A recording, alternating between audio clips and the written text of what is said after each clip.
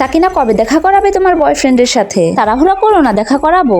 সামির, খুশি ওর নাম কিভাবে জানলো? সাকিনা, এটা আমার ছোট ভাই সামির। হ্যালো হ্যালো, এটা কি হলো? আমার বেস্ট ফ্রেন্ডের ভাই আমার বয়ফ্রেন্ড।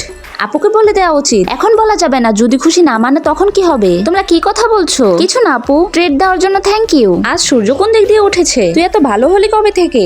আপু এটা খাও আর মুখটা বন্ধ রাখো। সাকিনা বলেছিল দুদিন আগে তোমার বয়ফ্রেন্ডের সাথে দেখা করাবে, এখনো দেখা করাওনি। পরে বলছি এখন খাবার খেয়ে নাও। সাকিনা, মুভি দেখতে যাবে না আমাকে কোচিং এ যেতে হবে? তুমি যাবে কোচিং এ? কিছু তো গন্ডগোল আছে। সামির, খুশি তো সন্দেহ শুরু করেছে। তুমি ওকে কি বলে এসেছো? ও মুভি দেখতে গেছে, আমি ওকে কিছু বলিনি। তুমি কি বলে এসেছো? আমি বলেছি আমি কোচিং এ যাব। কেমন হয়েছে? দারুণ, চলো এবার যাই। তোমরা দুজন কোথায় যাচ্ছ? খুশি, আমি কোচিং এ যাচ্ছি। আর সামির তার পাশের মাঠে ক্রিকেট খেলতে যাচ্ছিল।